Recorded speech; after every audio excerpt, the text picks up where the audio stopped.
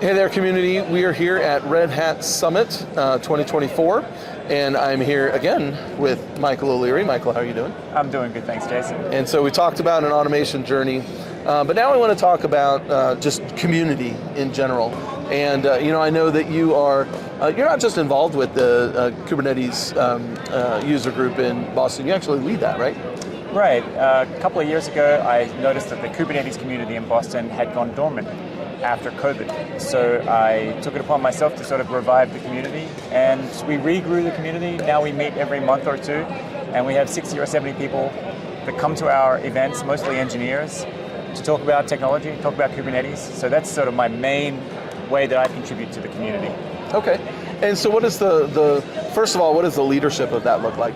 For anybody who might be looking at starting something in your area, because maybe you don't have a Kubernetes user group where you are.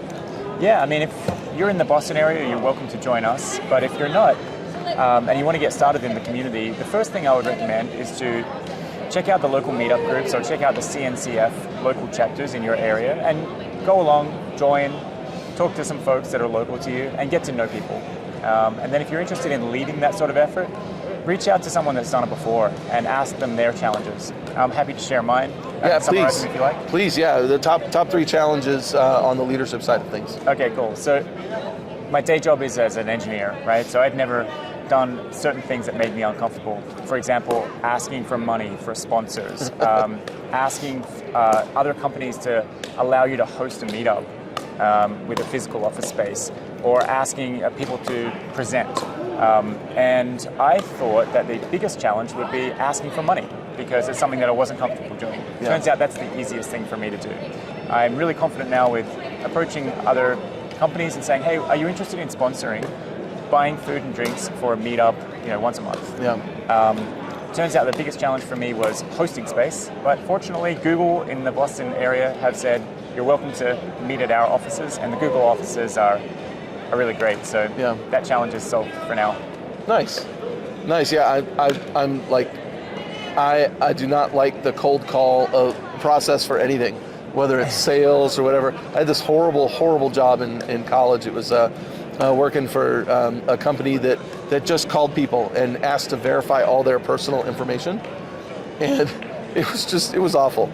Now people give it away for free on Facebook. So, it's like, I don't even know if a company like that just exists anymore. And that's just a revenue stream for like the Facebooks of the world. But it was just awful. And so, yeah, I don't like cold calls of any kind. So I can certainly see that would be, a stumbling block. But okay, so what about on the community side? What are the benefits to you personally? Sure.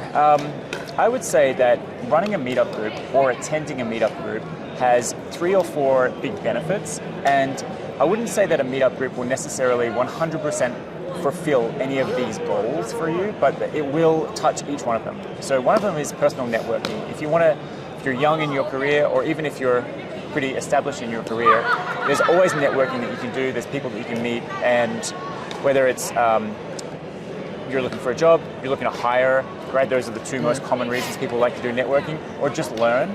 Your networking will increase 10x when you get involved with the community. Yeah. The other one is education, right?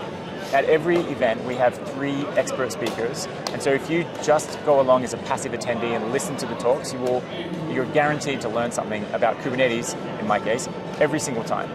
So education, but that, honestly, you can get a lot of education watching YouTube videos. So there's education, but it's not everything that is going to be, it's not going to do all of your education. There's networking, and then there's other sort of side benefits that are somewhat organic. So if you want to present, that's a great way to practice a presentation. If you have a big presentation coming up and you want a friendly audience to practice on, or if you are sort of looking to learn a technology better, go out, do a project, and then go present on that project. Doing a presentation forces you to know your technology better, because you must explain it to someone else.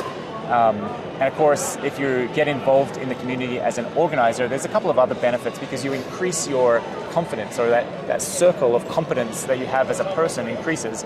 Like I spoke about before, now I'm comfortable asking for sponsors. But when I started this, I was really nervous. Right.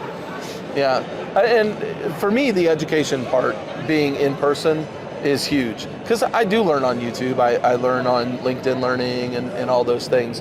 But you're learning from a very finitely presented perspective in those capacities, because you may have questions that come up that they're not there to answer. But when you're live, you can go immediately after, hey, loved your talk, what about this? And so you can learn that from your own questions, but you also learn the perspectives of everybody else in the room who may be at different levels in the journey. And so the 101 level, if you're a beginner, your questioning is down here, and the questions the 300 people might ask blow your minds, wow, I didn't even think about that perspective, but it starts to open those doors. And so the Q&A part of any talk I love, because it really challenges my perspective on the content I heard, as well as opens doors to further research of my own. Totally agree. So anyway, so you're involved with that community. You're also involved heavily with the DevCentral community. So if you're not a member, join us, community.f5.com.